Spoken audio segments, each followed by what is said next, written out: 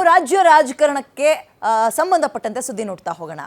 ಈ ಕುರ್ಚಿ ಗೊಂದಲಕ್ಕೆ ಕ್ಲೈಮ್ಯಾಕ್ಸ್ ಯಾವಾಗ ಅಂದರೆ ಅದು ಸೆಷನ್ ಮುಗಿದ ಬಳಿಕವೇನಾ ಅನ್ನುವಂತಹ ಅನುಮಾನ ಮತ್ತೆ ಕಾಡ್ತಾ ಇದೆ.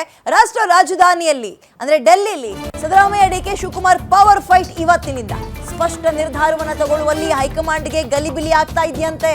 ಆಯ್ತಾ, ರಿಪೋರ್ಟ್ ಕಾರ್ಡ್ ಫೇಲ್ ಆದ ಸಚಿವರಿಗೆ ಡಬಲ್ ಖುಷ್. ಯಾಕಂದ್ರೆ ಸಚಿವ ಸ್ಥಾನ ಕಳೆದುಕೊಳ್ಳುವ ಭಯದಲ್ಲಿ ಅವರಿದ್ರು. ಹೊಸಬ್ರಿಗೆ ಅವಕಾಶ ಸಿಗುತ್ತೆ, ನಮ್ಮನ್ನ ಕುರ್ಚಿಯಿಂದ ಎತ್ತಂಗಡಿ ಮಾಡ್ತಾರೆ ಎನ್ನುವ ಆತಂಕ ಇತ್ತು. ಅಂಥವರಿಗೆ ರಿಲೀಫ್ ಸಿಕ್ಕಿದೆ. 2 ವರ್ಷ ಕಂಪ್ಲೀಟ್ ಆದ ತಕ್ಷಣ ಪುನರ್ರಚನೆಗೆ ಹೈಕಮಾಂಡ್ ಸೂಚಿಸಿತ್ತು. 2 ವರ್ಷ ಕಂಪ್ಲೀಟ್ ಆಗಿ ಯಾವುದೋ ಕಾಲ ಆಯಿತು. ಬಟ್ ಸ್ಟಿಲ್ ಇವರಿಬ್ಬರ ತಿಕ್ಕಾಟ, ಇವರಿಬ್ಬರ ಸಂಘರ್ಷ, ಯಾರಾಗ್ತಾರೆ ಸಿಎಂ ಅನ್ನುವ ಗೊಂದಲದಲ್ಲಿ ಈ ಒಂದು ದೊಡ್ಡ ಪರೀಕ್ಷೆಯಲ್ಲಿ ಇವ್ರುಗಳು ಸೇಫ್ ಆಗ್ತಾ ಇದ್ದಾರೆ. ಸಿದ್ದರಾಮಯ್ಯ ಮತ್ತು ಡಿಕೆ ಶಿವಕುಮಾರ್ ಇಬ್ಬರ ನಡುವೆ ನಾಯಕತ್ವ ಬದಲಾವಣೆಯ ಪಟ್ಟು ಏನಿತ್ತು ಅದರಿಂದ ನಿರ್ಧಾರವನ್ನು ತಗೊಳ್ಳೋಕೆ ಹೈಕಮಾಂಡ್ಗೆ ಗೊಂದಲ ಆಗ್ತಾ ಇದೆ. ನಾಯಕತ್ವ ಬದಲಾವಣೆ ಆಗೋವರೆಗೂ ಸಂಪುಟಕ್ಕೆ ಕೈ ಹಾಕಬೇಡಿ. ಹೈಕಮಾಂಡ್ ಬಳಿ ಡಿಕೆ ಶಿವಕುಮಾರ್ ಪಟ್ಟಿಡ್ತಿದಾರಂತೆ. ಹಿಂಗೆ ಮೊದಲು ಇದನ್ನ ಇತ್ಯರ್ಥ ಮಾಡಿ. ಅದಕ್ಕೇನು ಈಗಲೇ ತೀರಾ ಯಾರು ಅರ್ಜೆಂಟಲ್ಲಿ ಕಾದು ಕೂತಿಲ್ಲ. ಮೊದಲು ಇದನ್ನ ಇತ್ಯರ್ಥ ಮಾಡಿ. ಆಮೇಲೆ ಯಾರ ನೇತೃತ್ವದಲ್ಲಿ ಸಚಿವ ಸಂಪುಟ ಬದಲಾವಣೆ ಆಗುತ್ತೆ ಅಥವಾ ಪುನರ್ರಚನೆ ಆಗುತ್ತೆ ಕಾದ್ ನೋಡೋಣ. ಫಸ್ಟ್ ಇದನ್ನ ಡಿಸೈಡ್ ಮಾಡಬೇಕು ನೀವು ಅಂತ ಅಡ್ಡ ಹಾಕಿದಾರಂತೆ. ಸೊ ರಿಪೋರ್ಟ್ ಕಾರ್ಡ್ ನಲ್ಲಿ ಫೇಲ್ ಆದ್ರೂ ಸಚಿವ ಸ್ಥಾನದಲ್ಲಿ ಕೆಲವರು ಮುಂದುವರಿತಾ ಇದ್ದಾರೆ. ಒಂದ್ ರೀತಿ ಲಾಟ್ರಿ ಅವರಿಗೆ. ಇಬ್ಬರ ಜಗಳ ಮೂರನೇವ್ರಿಗೆ ಲಾಭ ಅಂತಾರಲ್ಲ, ಇಂಥದ್ದಕ್ಕೆ ಹೇಳೋದು.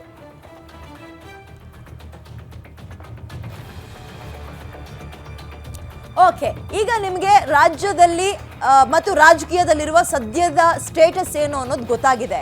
ಅಂದ್ರೆ ಯಾರಾಗ್ತಾರೆ ಸಿಎಂ ಅನ್ನುವಂತಹ ಪ್ರಶ್ನೆಗೆ ಉತ್ತರ ನಿಮ್ಗಳಿಗೆ ಮಾತ್ರ ಅಲ್ಲ, ಖುದ್ದಾಗಿ ಕಾಂಗ್ರೆಸ್ನಲ್ಲಿರೋರ್ಗೆ ಅಂಡ್ ಆ ಸ್ಥಾನ ಬೇಕು ಅನ್ನೋರ್ಗೆ, ಸ್ಥಾನವನ್ನು ಉಳಿಸ್ಕೋಬೇಕು ಅಂತ ಕಾಯ್ತಾ ಇರೋರ್ಗೂ ಗೊತ್ತಿಲ್ಲ ಏನಾಗುತ್ತೆ ಈ ಸ್ಟೇಟಸ್ ಅಂತ. ಇದರ ನಡುವೆ ಸಾಮಾನ್ಯವಾಗಿ ಅಧಿಕಾರಕ್ಕೆ ಬಂದ 2.5 ವರ್ಷದಲ್ಲಿ ಸಚಿವ ಸಂಪುಟವನ್ನ ರೀಶಫಲ್ ಮಾಡೋದು ವಾಡಿಕೆ, ಅಲಿಖಿತ ನಿಯಮ. ನೋಡ್ತಾರೆ, ರಿಪೋರ್ಟ್ ಕಾರ್ಡ್ ನೋಡ್ತಾರೆ. ಅಂಡ್ ಆಕಾಂಕ್ಷಿಗಳು ಬೇರೆಯವರು ಇರ್ತಾರಲ್ಲ, ಅವ್ರು ಕಾಯ್ತಾ ಇರ್ತಾರಲ್ಲ ನಮಗೂ ಸಿಗುತ್ತೆ ಅಂತ. ಅಂಥವ್ರಿಗೂ ಅನುಕೂಲ ಮಾಡಿಕೊಡ್ಬೇಕು, ಹೊಸ ಮುಖಗಳನ್ನು ತರಬೇಕು, ಮತ್ತೆ ಕೆಲಸ ಮಾಡ್ದಲ್ಲೇ ಇರೋರಿಗೆ ಕೋಕ್ ಕೊಡಬೇಕು. ಇಂಥವೆಲ್ಲವೂ ಸಾಮಾನ್ಯ ನಡೀತಲ್ಲೇ ಇರುತ್ತೆ. ಬಟ್ ಇವರಿಬ್ಬರ ತಿಕ್ಕಾಟದಲ್ಲಿ 0 ಮಾರ್ಕ್ಸೇ ಇಲ್ಲ. ಬರೀ ಕುತ್ಕೊಂಡು ಬೆಂಚ್ ಬಿಸಿ ಮಾಡ್ತಾ ಇದ್ರು ಮಾತ್ರ ಕೆಲವರು ಮಿನಿಸ್ಟ್ರುಗಳು. ಈ ಮಿನಿಸ್ಟ್ರುಗಳ ಬಗ್ಗೆ ಅಸಹನೆ ಈ ಸ್ವತಃ ಕಾಂಗ್ರೆಸ್ ಪಕ್ಷದ ಶಾಸಕರುಗಳಿಗೆ ಇತ್ತು. ಅವ್ರುಗಳು ನೋಡಿ ಬಚಾವ್ ಆಗ್ತಾ ಇದ್ದಾರೆ ಇವರಿಬ್ಬರ ಜಗಳದಲ್ಲಿ. ಮೋರ್ ಡೀಟೇಲ್ಸ್ ನನ್ನ ಕಲಿಗ ಮಾರುತಿ ನೀಡ್ತಾರೆ. ಮಾರುತಿ, ಅದೇ ಇಬ್ಬರ ಜಗಳ ಮೂರನೇವ್ರಿಗೆ ಲಾಭ ಅನ್ನೋಂಗೆ ಏನ್ ಕೆಲಸ ಮಾಡ್ದಲ್ಲಿರುವ ಸಚಿವರುಗಳು ಕೂಡ ಇದ್ರಲ್ಲಿ ಸೇಫ್ ಆಗ್ತಾ ಇದ್ದಾರ ಅಂತ. ಕುರ್ಚಿ ಕಿತ್ತಾಟ ಸಾಲ್ವ್ ಆಗೋ ತನಕ ಸಚಿವ ಸಂಪುಟ ರೀಶಫಲ್ ಅಥವಾ ಪುನರ್ರಚನೆ ಇಂಥದ್ದು ಯಾವುದು ಆಗಲ್ವಾ? ಡೀಟೇಲ್ಸ್ ಏನಿದೆ? ಹೈಕಮಾಂಡ್ ಆಸಕ್ತಿ ತೋರಿಸಿದಾಗ ಸಿದ್ದರಾಮಯ್ಯ ಸ್ವತಃ ಆ ಸಂದರ್ಭದಲ್ಲಿ ಸಂಪುಟ ಪುನರಚನೆ ವಿಸ್ತರಣೆ ಮಾಡೋದು ಬೇಡ ಅನ್ನುವಂತ ಒಂದು ಮಾತುಗಳನ್ನ 2 ವರ್ಷ ಕಂಪ್ಲೀಟ್ ಆದಾಗ ಹೇಳಿದ್ರು. 2.5 ವರ್ಷ ಆದ ತಕ್ಷಣ ರೀಶಫಲ್ ಅನ್ನ ಮಾಡ್ತೀವಿ, ಮೊದಲ ಪಾಳಿ ಅವ್ರಿಗೆ 2.5 ವರ್ಷ ಕೊಟ್ಟಂತಾಗುತ್ತೆ, ಅದಾದ ಬಳಿಕ ಮುಂದೆ ಆಗೋರ್ಗು ಕೂಡ 2.5 ವರ್ಷ ಸಿಗುತ್ತೆ ಅಂತ. ಆದ್ರೆ ಈಗ ರಾಜ್ಯದಲ್ಲಿ ಕಳೆದ ಸೆಪ್ಟೆಂಬರ್ ತಿಂಗಳಿಂದಲೂ ಕೂಡ ಚರ್ಚೆ ಆಗ್ತಾ ಇರುವಂತದ್ದು ನಾಯಕತ್ವ ವಿಚಾರ ಚರ್ಚೆ ಆಗ್ತಿರೋದ್ರಿಂದ ಸಂಪುಟ ಪುನರಚನೆ ಆಗಿರ್ಬೋದು, ಸಂಪುಟ ವಿಸ್ತರಣೆ ವಿಚಾರ ಆಗಿರ್ಬೋದು, ಬಹಳಷ್ಟು ಮರೀಚಿಕೆ ಆಗಿದೆ ಅಂತಾನೆ ಹೇಳ್ಬೋದು. ಯಾರೆಲ್ಲ ಪ್ರೋಗ್ರೆಸ್ ಕಾರ್ಡ್ ರಿಪೋರ್ಟ್ ಅಲ್ಲಿ ಫೇಲ್ ಆಗಿದಾರೋ ಅಂತ ಸಚಿವರಿಗೆ ಇಬ್ಬರ ನಡುವಿನ ನಡೀತಾ ಇರುವಂತಹ ಈ ಒಂದು ಸಿಎಂ ಕುರ್ಚಿಗ ಕಿತ್ತಾಟ ಅವ್ರಿಗೆ ಲಾಭ ಆಗ್ತಿದೆ ಅಂತಾನೆ ಹೇಳ್ಬೋದು. ಇಲ್ಲ ಅಂತ ಹೇಳಿದ್ರೆ ಇಷ್ಟೊತ್ತಿಗೆ 1-2-3 ತಿಂಗಳು ಆಗ್ತಿತ್ತು ಬಹುತೇಕರ ಒಂದಷ್ಟು ಸಚಿವರುಗಳು ಮಾಜಿಗಳಾಗಿ. ಯಾಕಂತ ಹೇಳಿದ್ರೆ ಹಲವು ಶಾಸಕರು ವಿಧಾನಸಭೆ ಒಳಗಡೆನೂ ಕೂಡ ಅಸಮಾಧಾನವನ್ನು ವ್ಯಕ್ತಪಡಿಸಿದ್ರು.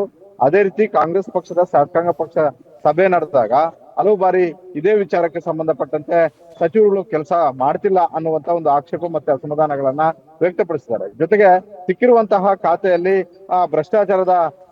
ಭ್ರಷ್ಟಾಚಾರ ನಡೆಸಿರುವಂತದ್ದು, ಕೊಟ್ಟಿರುವಂತಹ ಒಂದು ಖಾತೆಯನ್ನ ಸರಿಯಾಗಿ ನಿಭಾಯಿಸ್ತಾ ಇರುವಂತದ್ದು, ಈ ರೀತಿಯಾಗಿ ಸಾಲು ಪಟ್ಟಿ ಕಾಂಗ್ರೆಸ್ ಹೈಕಮಾಂಡ್ ಮುಂದೆ ಇದೆ. ಅದು ಸಿದ್ದರಾಮಯ್ಯ ಅವರ ಮುಂದೆನೂ ಕೂಡ ಇದೆ, ಡಿಕೆ ಶಿವಕುಮಾರ್ ಅವರ ಮುಂದೆನೂ ಕೂಡ ಇದೆ, ಸುರ್ಜೇವಾಲಾ ಅವರ ಮುಂದೆನೂ ಕೂಡ ಇದೆ, ಎಐಸಿಸಿ ಅಧ್ಯಕ್ಷರಾಗಿರುವಂತಹ ಮಲ್ಲಿಕಾರ್ಜುನ ಖರ್ಗೆ ಅವರ ಮುಂದೆನೂ ಕೂಡ ಇದೆ. ಹೀಗಾಗಿ ಈಗ ಯಾವ್ದಾದ್ರು ಒಂದು ಸರ್ಕಾರ 2.5 ವರ್ಷ ಕಂಪ್ಲೀಟ್ ಮಾಡಿದಾಗ ಸಹಜವಾಗಿ ಸಂಪುಟ ಪುನರಚನೆ ಮಾಡ್ಬೇಕು. ಹಿಂದೆ ಹಲವು ಸರ್ಕಾರಗಳಿದ್ದಾಗ ಆ ಪರಂಪರೆ ನಡ್ಕೊಂಡು ಬಂದಿದೆ. ಹಾಗಂತೇಳಿ ಮಾಡ್ಲೇಬೇಕು ಅಂತೇಳಿ ಯಾವ ರೂಲ್ಸ್ ಕೂಡ ಇಲ್ಲ. ಆದ್ರೆ 2.5 ವರ್ಷ ಸಚಿವ ಸ್ಥಾನವನ್ನ ಕೊಟ್ಟಿದ್ದಾರೆ ಅಂತ ಹೇಳಿದ್ರೆ, ಇಲಾಖೆಯನ್ನ ಅವ್ರ ಕೈ ಕೊಟ್ಟಿದ್ದಾರೆ ಅಂತ ಹೇಳಿದ್ರೆ ಅದರಲ್ಲಿ ಸಾಧನೆ ಇರಬೇಕು. ಅಂತ ಸಾಧನೆ ಮಾಡದೇ ಇರುವಂತಹ ಹಲವು ಸಚಿವರು ಇದ್ದಾರೆ. ಅವ್ರ ಬಗ್ಗೆ ಆಕ್ಷೇಪ ಮತ್ತೆ ಅಸಮಾಧಾನ ಇರುವಂತದ್ದು, ಅಂತವ್ರನ್ನ ಇಷ್ಟೊತ್ತಿಗೆ ಕೈ ಬಿಡ್ಬೇಕಾಗಿತ್ತು. ಆದ್ರೆ ಇಬ್ಬರ ನಡುವೆ ನಡೀತಾ ಇರುವಂತಹ ಈ ಒಂದು ಸಿಎಂ ರೇಸ್ ಕಿತ್ತಾಟದಲ್ಲಿ ಅವರು ಬಚಾವಾಗಿದ್ದಾರೆ. ಹೀಗಾಗಿ ಇದು ಒಂದು ರೀತಿ ಸಿದ್ದರಾಮಯ್ಯ ಮತ್ತೆ ಡಿ ಕೆ ಶಿವಕುಮಾರ್ ಅವ್ರಿಗೆ ಸಿದ್ದರಾಮಯ್ಯ ಕಳ್ಕೊಳ್ಳುವಂತ ಒಂದು ಆತಂಕದಲ್ಲಿದ್ರೆ, ಆ ಡಿ ಕೆ ಶಿವಕುಮಾರ್ ಅವರು ಹೇಗಾದ್ರೂ ಮಾಡಿ ಪಡ್ಕೊಳ್ಳೇಬೇಕು ಅನ್ನುವಂತ ಒಂದು ಆತುರದಲ್ಲಿದ್ರೆ, ಈ ನಡುವೆ ಸಕ್ಸಸ್ ಆಗ್ತಾ ಇರುವಂತದ್ದು ಯಾರೆಲ್ಲ ರಿಪೋರ್ಟ್ ಕಾರ್ಡ್ ಅಲ್ಲಿ ಫೇಲ್ ಆಗಿದ್ರು ಅವರು ಸಕ್ಸಸ್ ಆಗ್ತಿದ್ದಾರೆ.